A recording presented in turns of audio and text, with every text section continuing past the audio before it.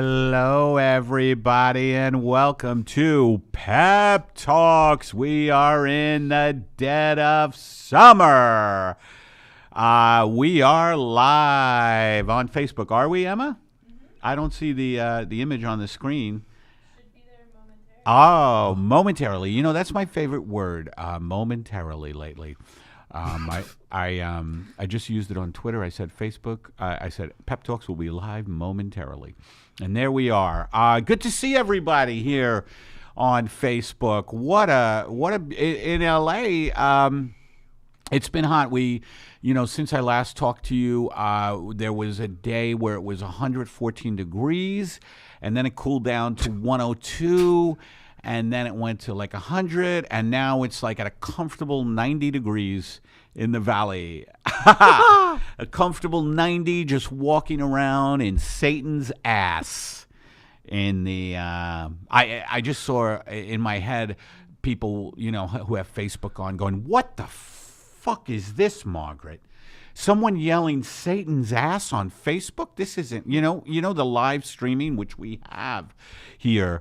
I think it just leads to all kinds of like you're watching your computer and you're like, you stumble on Pep Talks and I say it's like walking around Satan's ass, and it makes you go, are we losing a moral center in our civilization? And if you're on the internet a lot, I think we are. I have friends who go on the internet and they actually want to watch death. Have you ever done that?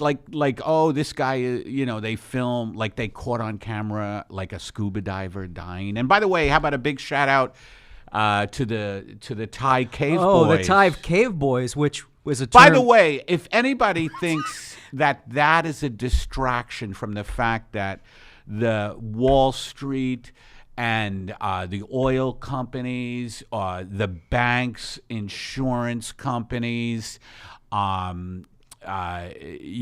big pharmaceutical companies are completely destroying your lives. If you think the Thai Cave Boys were a diversion from that, you're wrong. The Thai Cave Boys was a great story. Thai Cave Boys were my favorite late 80s progressive rock band.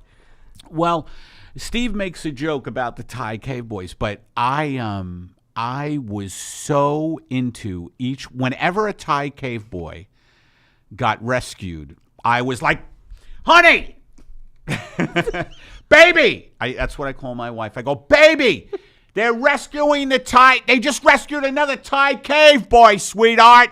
Let's order in. How many Thai Cave Boys were there?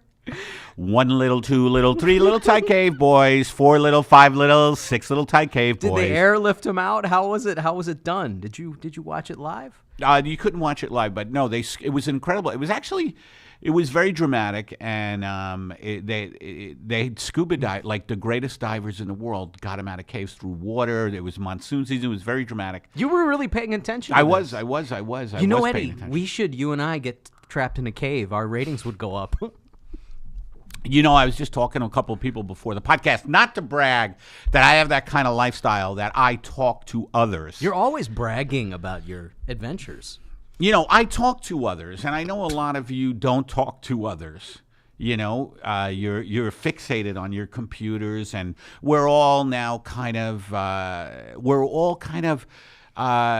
approaching the singularity. Remember, there was an episode a while back about the singularity, which is machines and humanity. I think merging, which is bad for humanity because we lose our humanity in the machines, and it is coming to being with the phones and stuff. But okay, so when you watch 2001: A Space Odyssey, I just saw the remastered version. I know, I could have been there with you, but that's I was right. sad We talked about this. I had to go to some. By the way, some of this is repetitive.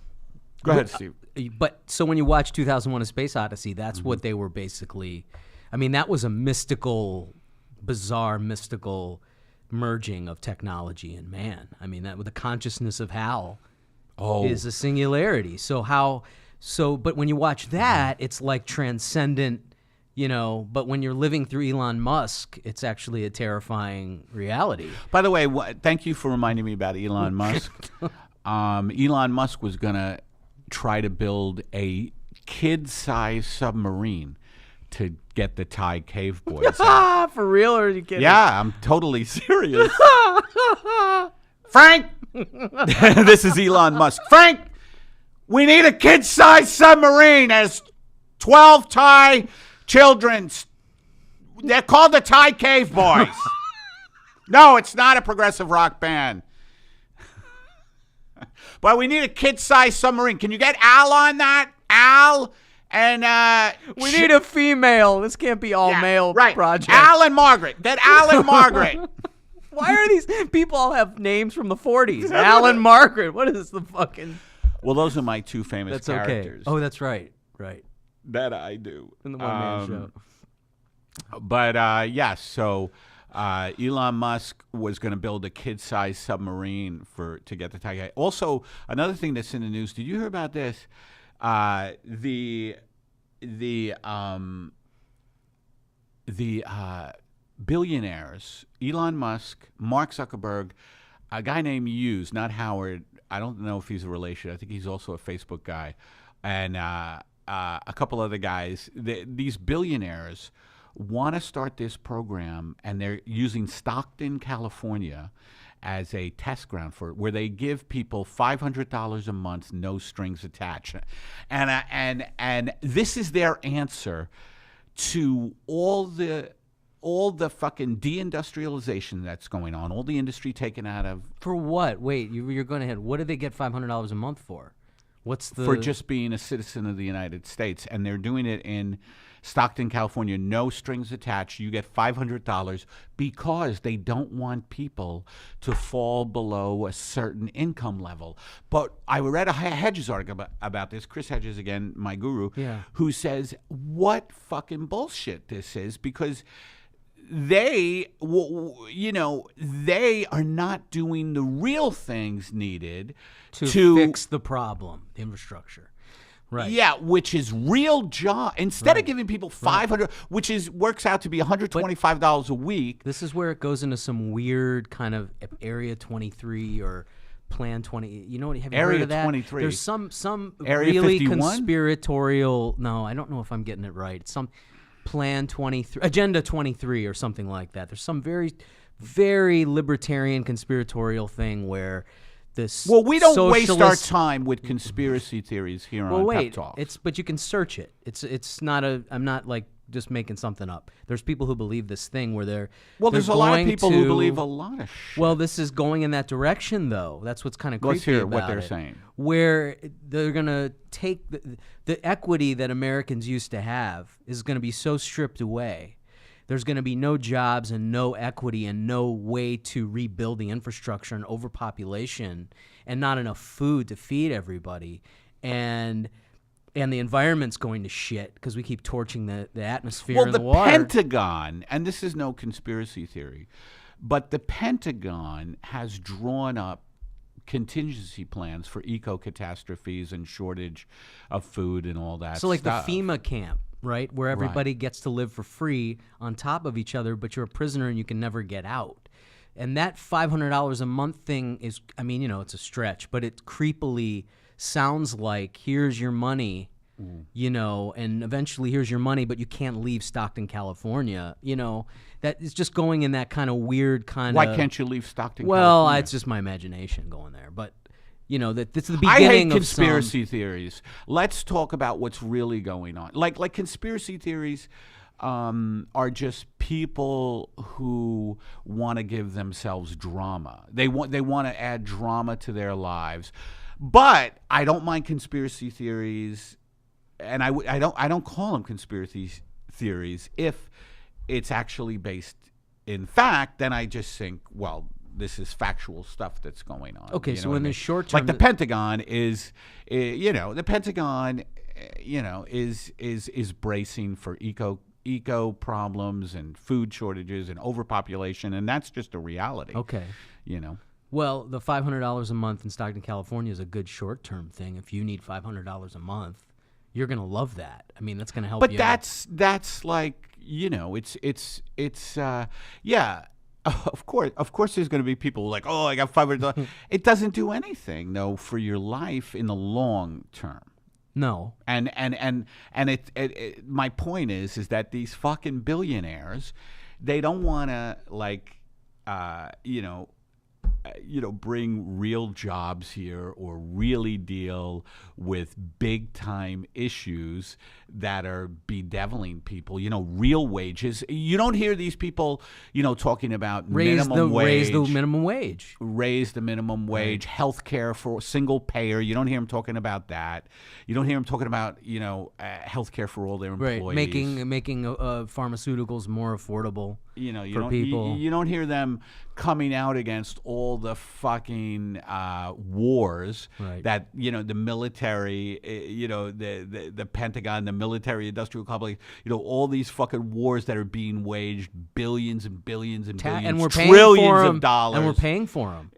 Instead of education. Anyway. It's just funny to me that these billionaires are giving people $500 a month, and I think that's a great time for our first commercial. And Zippy ICE, and they're a great sponsor, and Zippy ICE, and these are real commercials. Some people think they're not real commercials. Some people think they're written by Matt Rasamoto, our producer. Who? And they're real commercials. Zippy ICE. Zippy ICE delivers 4-star hotel quality to your door in under 2 weeks. That's right. If you order ice from Zippy ICE, they will get it to you in under 2 weeks. Why order ice, you ask? I want you to take a minute and imagine a gardener. Let's call him Pete. Pete lives in Los Angeles, where the heat is an inescapable straitjacket made of steam and fire ants.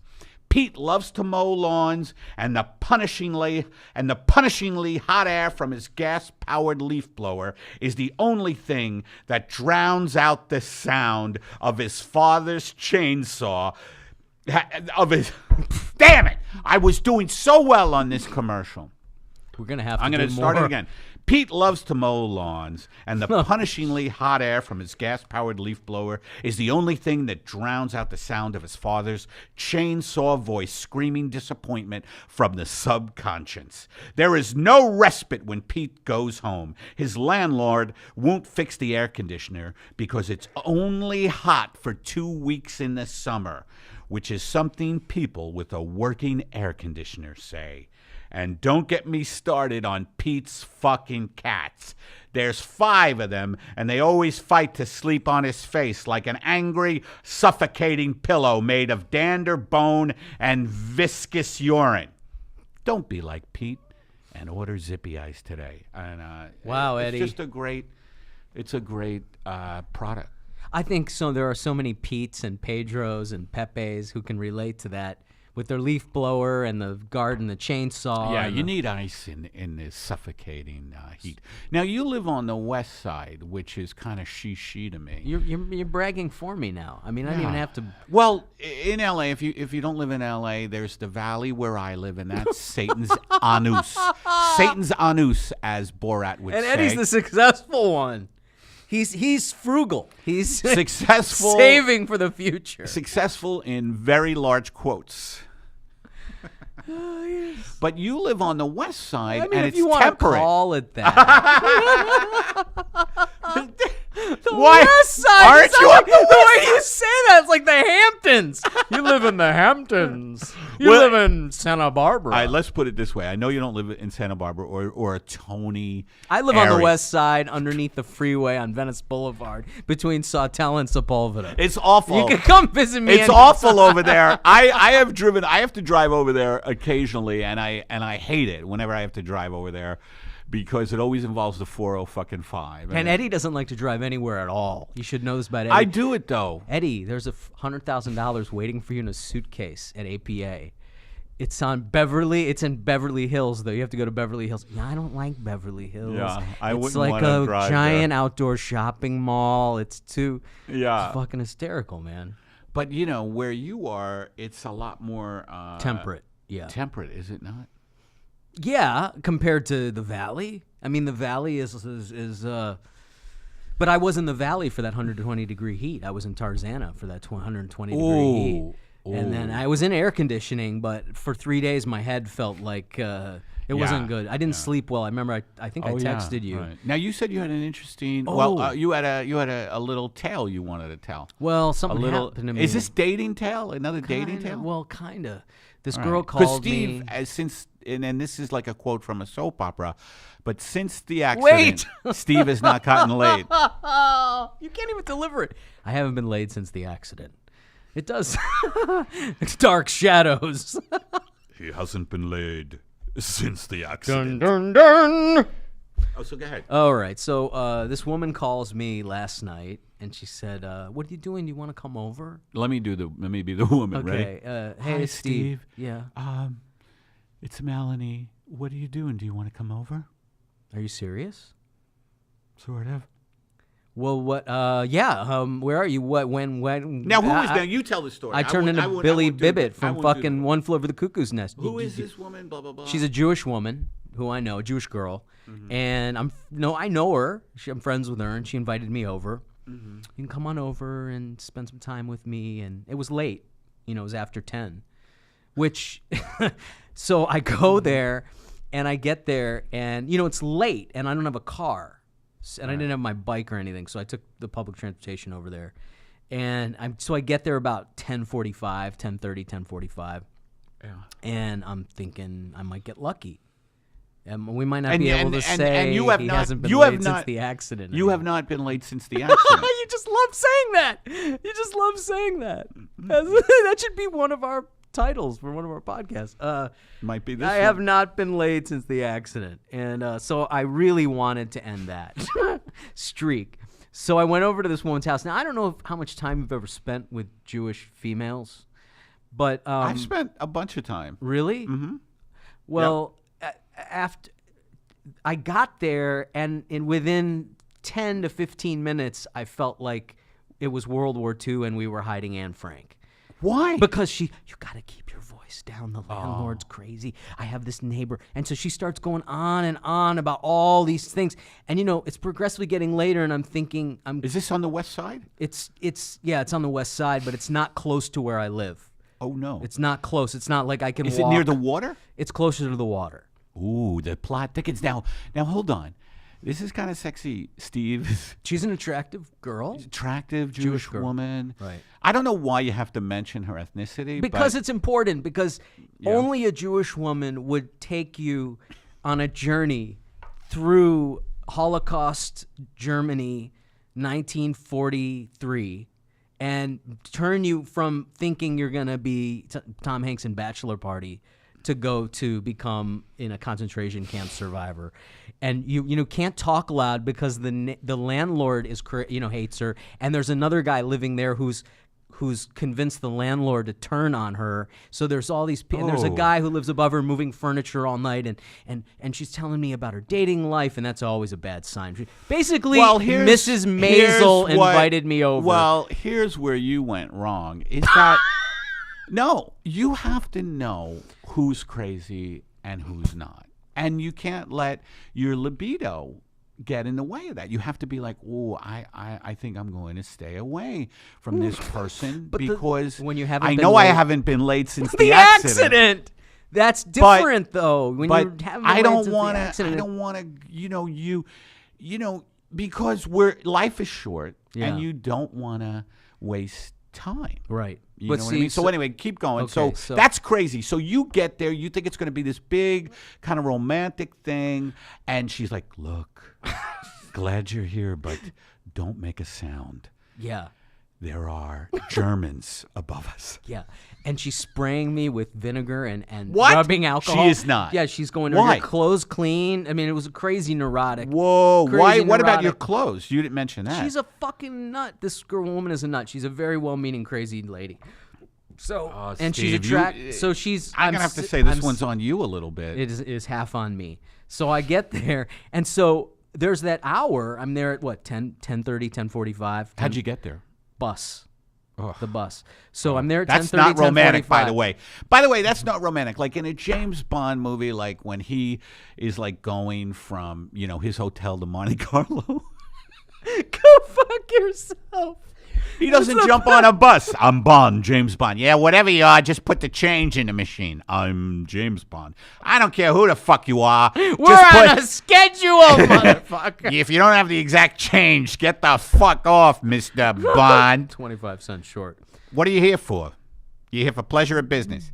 Pleasure is my business. So go ahead. So you take the bus over. Well, she didn't know I took the bus over. She didn't know. No, how I got know. I'm just saying it's hard to get into a romantic frame of mind. It doesn't when you're matter. on a I bus. could have rode over there in an Alfa Romeo. I could have gone over there in an Aston Martin. Right. The romantic where mood, you were going. The romantic mood. It was one flew over the cuckoo's nest for two. Right. And I'm in this, and then so there's a half hour there where I'm thinking, okay, if I can just wait it out, it's going to pass. And then she's going to go, do you want, it's going to become. But after 30 minutes, 40 minutes. Of what? Of neurotic, crazy shit and me. And I absorb people's energy. I don't know if you're like that. When Yes, I'm around. I am. So I take on. So We're all like that. I'm We starting all to absorb take on each her other, energy. And then I want to help. Like I'm starting to, maybe I should give her advice and she needs someone to talk to. So, okay, so I'll stay. Okay, now it's not going to be sex, but now it's too late to catch the bus back. What so time? now it's after 11. We're getting into 11:30. The bus stops running? But they don't run like every hour, and I didn't want to. She's like, you could stay here, and I go, okay, well, I'll stay. For the night? Yeah, but I didn't want to have sex at that point with her at all. I hope you didn't stay the night. I did stay the night. Oh. So then I woke up What was in the that morning. like? So then I woke up in What the was that? And I wouldn't have been I'm able about to to tell you if you let me tell you. I wake up in the morning and I'm getting ready to leave and she won't let me. She's like, wait, I need your help. Can you watch my dog for 5? I go, I gotta go. I got a podcast today later. I gotta go to the gym and get my head clear. So she goes out. I'm got my shoes on and my bag. I'm ready to go. And I get out and she walks out of the door and she goes out and she comes back in. She goes, my car's not there. Someone took my car.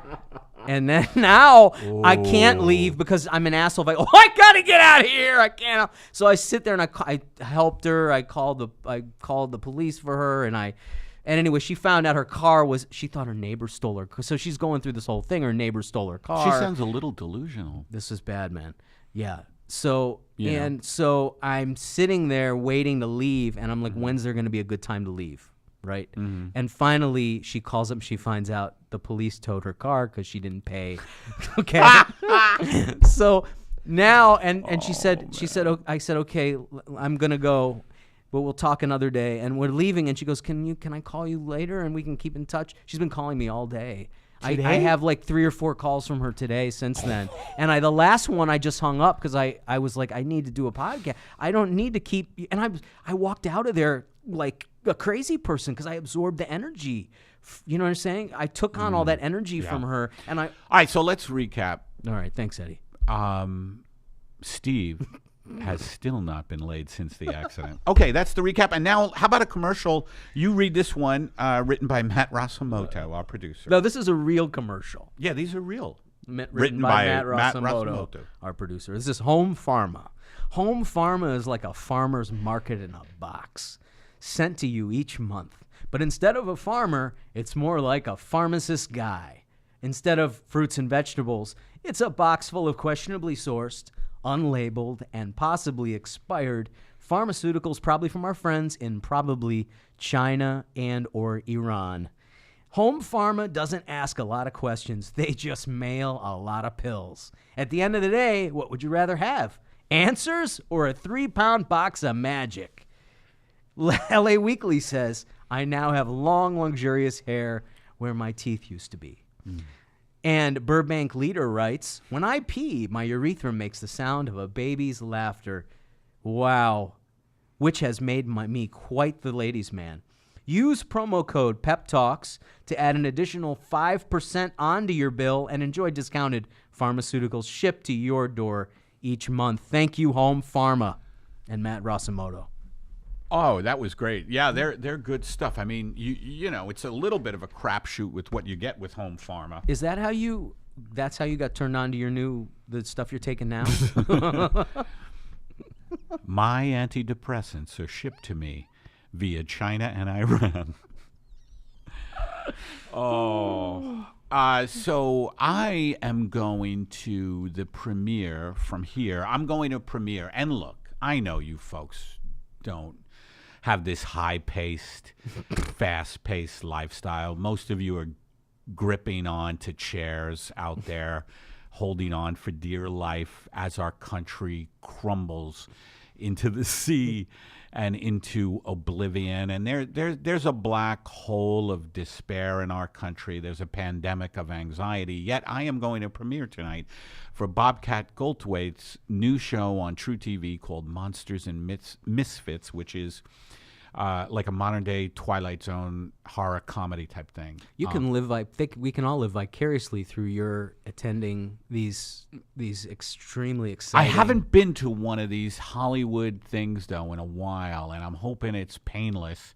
There's free food and drink, and Bobcat is a vegan like me because we actually, you know, care. Can't digest animal products anymore. We just care about. There was a great article today that I tweeted out by Lee Camp and Truth Dig about the one thing the one factor, the biggest factor of global warming is animal agriculture, and that's never talked about on the mainstream news, never.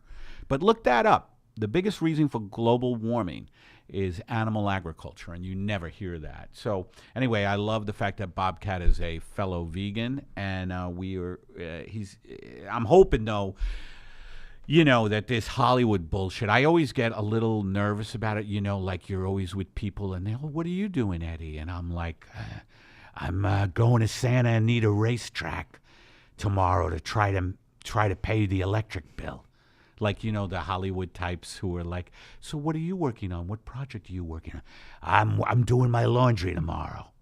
That's that Bukowski coming out. Yeah. Except sober. Santa Anita racetrack, man. By the way, we should tell the people that we are doing a live pep talks from the Comedy Store, the Belly Room. Friday. Dave Chappelle did his last special from the Belly Room in the Comedy Store. It's his cool room in the Comedy Store upstairs. Friday the 13th with Todd Glass, who is a inspired lunatic, is how I would describe Todd. He has an incredible podcast, and he's going to be our guest. So it's going to be me, Steve, and Todd live in the fucking Belly Room in the Comedy Store, and that should be fun, huh? What do you think? Do you think we should take questions from the audience? That might be fun. I don't know about that. Okay.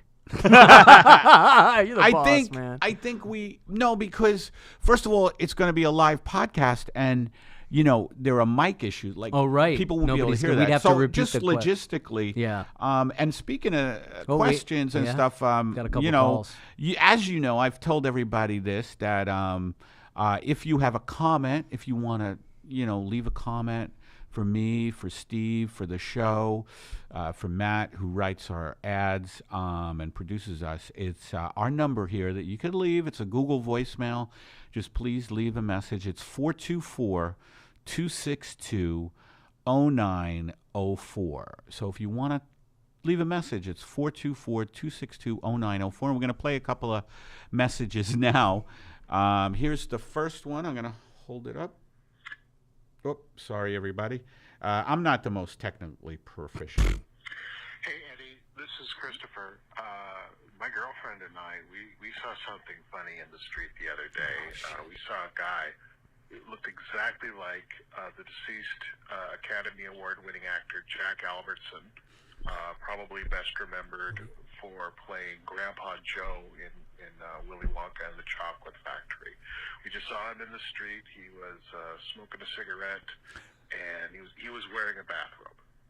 And just and every time now that we pass that same spot, we look for him. We hope that he'll be there, because I don't know. Maybe he's alive still. I don't know. I'm pretty sure he died. I could Google it, but you know, fuck that. Now, do you see how great these calls can be? I mean, here I am sitting in my, home. Well, that's a strong word for what I have, but I'm sitting in where I live in North Hollywood, and not to brag again, folks, that, I live in an area where porn stars go to die. Exactly. But also, I'm just sitting there, just picture me sitting there nervously. I'm always nervously sitting wherever I am because as Steve said, he absorbs the energy of, the surroundings, and I'm absorbing the energy of America. I'm an artist, and that's not to brag again. I mean, you people are not. But, I'm an artist, and I take in the encroaching disaster that is our civilization, and I'm nervously sitting there. But then I hear a message like that, and Jack Albertson, he thinks he saw a doppelganger, a clone of Jack Albertson smoking a cigarette in a bathrobe by a Vaughn's. Was it? I didn't catch that, but. I thought, I was seeing if Steve is paying attention because I feel like his mind is just on getting laid. I daydream a lot on the podcast. That's why I like it when Eddie goes on his rants because I can just sit here and think about my to-do list for the afternoon. But all I want to say about that terrific phone call is that if you see Freddie Prinze in a bathrobe smoking a cigarettes where you saw Jack Albertson, I'm pretty sure they're gonna reunite. They're gonna do Chico and the Man right by that Vaughn. So keep your eyes open, and thank you, Christopher, for that. Here's another one that just came in. We just got this. It just came in. I don't even know what it says, so hopefully it won't be too horrible. Here we go. Hi, my name is Robert. I'm a Canadian living in Portugal. Currently going through a divorce with my lovely wife, and we don't have a big apartment, so I've been sleeping in the staircase in a sleeping bag. Every now and then I move down a couple floors when I think I hear my neighbors getting ready for work. Hope it's all going to work out. Now, I'd like to say this That's great. Canadian living in Portugal will be the next Oscar-nominated movie for Best Picture, but it will not be about a guy moving down flights of stairs to... Wow, now that is a great call. And what did he leave his name? Robert, good luck, man. It sounds like tough times, but... he still called her what's his amazing, lovely wife. He's sleeping in staircases and moving down a couple of floors when he thinks he hears his neighbors going to work, and yet he had the wherewithal. And by the way, what's really cool about that from my standpoint is that someone in Portugal is listening to us, our podcast. That's pretty cool. That's very cool, and that is also to have that kind of great sense of humor going through. I don't think he made that up, right? That sounded genuine. It sounded like the neighbors were in the background, as a matter of fact. They were getting Oh, man, ready for I can't work. believe the shit we go through. One thing they don't teach you in school is, like... how to be poor. How to be poor. But how to just get through life. Like, I remember the first time I broke up with somebody. It is such a heartbreaking thing. It is such a heartbreaking thing to have to separate from somebody that you care for, that you had a thing with, that getting rejected. It's crushing. It's terrible. And they don't teach you about it. No. They don't. They don't know. Who the fuck even knows? You know what? My best friend's dad told me, you got to get some pussy. That's the only way to mend a broken heart is you got to get back in there.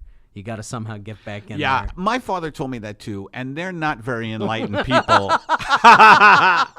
You have to heal your heart is what you have to do. You have to feel the pain and go through it. Of course, the father's going to be like, you got to get, there's plenty of fish in the sea. That's what my dad would say. There's plenty of fish in the sea, Eddie. You know what my dad And I told guess me? that's decent advice when they say there's plenty of fish in the sea, because it's like the message there is don't obsess. Don't obsess, but you have to go through that pain somehow. Yeah, but it doesn't. Yeah, but it's easier to say that when you've gone through it, That's and you're true. saying it when you're going through it. That advice doesn't really. it's like, throwing water against a brick wall. It's not really I don't even know what that metaphor means, but it doesn't really help. Yeah. But I want to thank Christopher and Robert for those calls. And again, if you want to leave a message with us, 424-262-0904. And we'd love to hear from you. And we have one more commercial. We're ending the podcast a little early today because I have to go to a premiere. And I'm nervous about, these Hollywood types going, oh, hi, Eddie. What are you working on? I'm working on getting my spine straightened. No, I mean, what projects are you working on? That's the project I'm working on. I'm going to film it, put it up on YouTube. All right. So here is our final sponsor today. It's Cream Condoms, and it's they've been great. Cream Condoms is the world's first liquid condom that goes on as a thick paste and dries in under 15 minutes, forming an irresistible bond to your male member. When you feel that classic camel hair texture, you'll know that Cream Condom has dried and you are ready for regretful bathroom sex with that stranger at the gas station who hangs around a stack of tires all day. Hey, we're not judging. 2018 is completely batshit. If Kendrick Lamar can win a goddamn Pulitzer, go ahead and rub gravy on your dick and have panic sex with that hobo. You do you, baby, because nothing makes sense anymore. Need to fuck your brain empty because America is now best friends with North Korea? Rub some of our horse glue on your junk and fuck a woodpile till you forget your name. We don't care, but we completely understand. You have a lot of options in contraceptives. Let Cream Condoms be your first choice in 39% effective prophylactic devices. That's beautiful. And they're a great sponsor, and thank you, Matt Rasamoto. Also, what I meant to say about Christopher's call was that he was responding to, did he see anything funny in the street? Oh. And that's always our last segment, and since we have to leave a little early today, did you see anything funny? This is our theme song. By the way, we were told to sing a little more during the podcast. Did you see? Since the accident, I haven't been late. There's been no Pussy. hanky-panky. Since the crash, since the bang, bang, there hasn't been any bangs. But have you seen Steve? Have you seen Steve? Have you seen anything funny on the street? Have Eddie, you seen anything funny on the street? Eddie, you go first. Oh, me? Okay. Let me think. Have I seen anything funny on the street lately? No. I didn't see anything funny on the street. Okay. How about you, Steve? Have you seen anything I funny actually on the street? did see. Oh, let's hear it. Okay, I don't know if I could. It was on the way here. It happened. Oh, shit. So Well, I was tell me. getting off of the bus, Uh-huh. and 3 or 4 beautiful French girls were getting on. Vive la France! And Hollywood. And France is in the World Cup final, Hollywood. and I can't believe England lost today, but they did. I thought France-England would be a great final, but it's going to be Croatia and France on Sunday. I've been following the World Cup big time. It's been fun. But hey, so you saw 3 beautiful French women. 3 beautiful French women got on the bus, and they were speaking French to each other as I was getting off. And there was he'd been going on and on, just manic black guy, but it was half jive and it was half mental illness. And he was probably about 60. Sounds like someone you tried to have sex with last night. Go ahead. Yeah, except he was the wrong gender. And he went in on these women. He started going, hey, bitch, you gonna fucking fat bitch, you just sit the fuck down. Because they were getting their luggage on. They were tourists. They were getting their, and they were speaking French, and I don't think he thought that they spoke English. And the one girl says, did you just call me a bitch? Yeah. Did you just call me a bitch? You don't even know me. He goes, I'm talking to you, bitch. Sit the fuck down. And I'm getting off the bus, and I said, thank you, driver. Welcome to America, ladies. Did you say that? Bus, yeah. Oh, And everybody my God. laughed. I got to laugh. So, Oh, my God. yeah. Well, So we diffused the situation with humor. Even the mentally ill black guy laughed. I'll tell you, the bus is a dicey situation And he doesn't have sometimes. to ride the bus anymore. But anyway, folks, thank you for listening to Pep Talks. I'm going to be in Amsterdam at Tumler's as part of the American Comedy Festival there. I'm going to be there. I'll be performing, I believe it's 8, 9, and 10 in Amsterdam on August. I'll be August 8, 9, and 10. So please, if you're in Amsterdam, the Netherlands, come on down to Tumler's. And I'm also going to be at the Altercation Comedy Festival in Austin, September 27th at night. And I'm at the Comedy Store with Steve and Todd Glass Friday, July 13th. And look for me all over LA. What about you, Stevie? Just booked the 19th and the 20th of October. You can come see me in San Diego at the Madhouse Comedy Club. I don't know what times the show starts, but if you really want to fucking come, go online. Check out the... Thanks, everybody. We'll see you next time at Pep Talks.